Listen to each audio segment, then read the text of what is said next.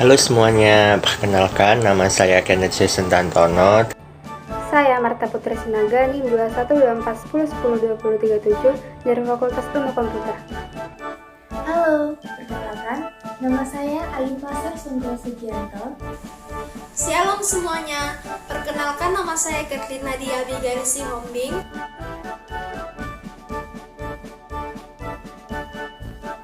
Patih Gajah Mada merupakan seorang panglima perang dari Kerajaan Majapahit yang dianggap sebagai seorang pahlawan atau tokoh nasionalisme oleh masyarakat Indonesia.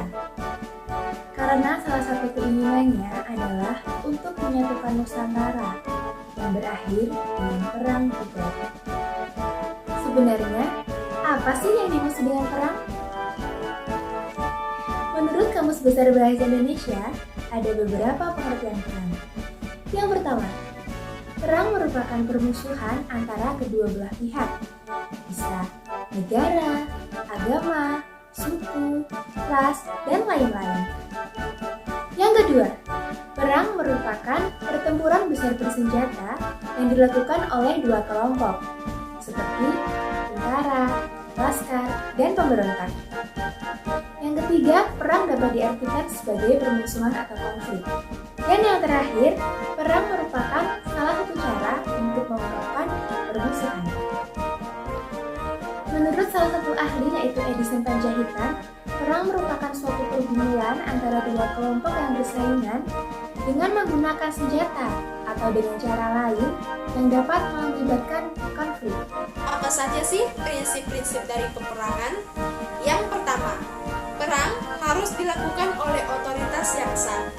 Perang tidak boleh dilakukan oleh segerombolan orang yang tak memiliki legitimasi apapun. Yang kedua, perang haruslah memiliki tujuan yang bisa dipertanggungjawabkan. Yang ketiga, kekuatan militer yang digunakan di dalam perang haruslah digunakan sesuai dengan keadaan. Dan yang keempat, perang hanya biasa dilakukan jika semua usaha damai untuk mencapai kesepakatan sudah dicoba.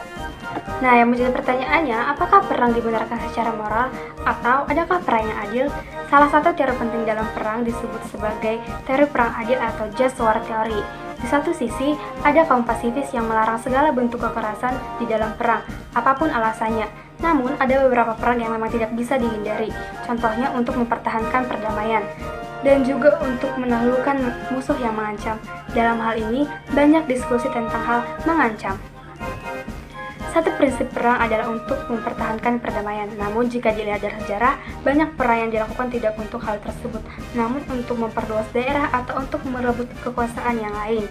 Tentu hal ini tidak sesuai dengan prinsip teori perang yang adil. Pada titik ini muncul pertanyaan, apakah moral dibutuhkan saat perang?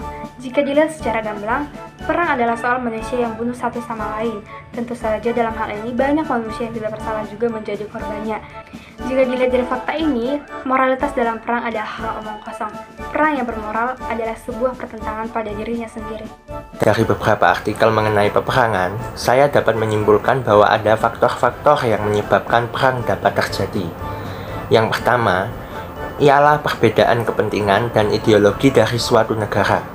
Hal ini terjadi karena adanya perbedaan dari kedua negara tersebut, atau bahkan lebih. Contohnya di Indonesia, pada saat penjajahan Jepang, Jepang memiliki tujuan utama yaitu menguasai negara di Asia Tenggara, salah satunya di Indonesia. Sedangkan Indonesia tidak ingin diperdaya oleh bangsa lain, sehingga kemerdekaan bangsa adalah tujuan utama bangsa Indonesia.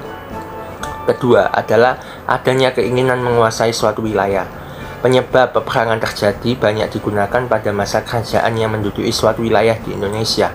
Keinginan untuk memperluas wilayah kekuasaan merupakan aktor penting bagi suatu bangsa yang ingin memperluas pengaruh dan dominasi kekuatannya dalam berbagai bidang. Yang terakhir adalah keinginan untuk mengambil alih kekayaan dari negara yang dijajah. Kekayaan menjadi tolak ukur setiap negara dalam mempertimbangkan keputusan untuk mengambil alih suatu negara. Sama halnya zaman penjajahan di Indonesia, Belanda mengingini rempah-rempah yang dimiliki Indonesia. Namun, lama-kelamaan sifat Belanda yang ingin memonopoli terlihat oleh bangsa Indonesia. Tentunya, suatu negara yang diperdaya oleh bangsa asing akan memperjuangkan hak mereka kembali. sehingga memungkinkan hal ini untuk terjadi peperangan.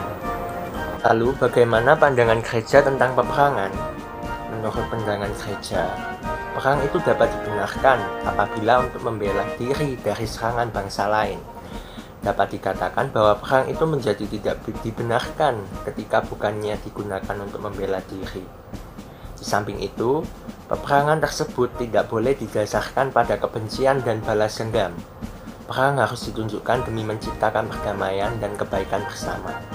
Gereja merumuskan bahwa suatu perang dapat dikatakan benar apabila memenuhi 5 syarat berikut ini, yakni perang diumumkan oleh otoritas yang berwenang.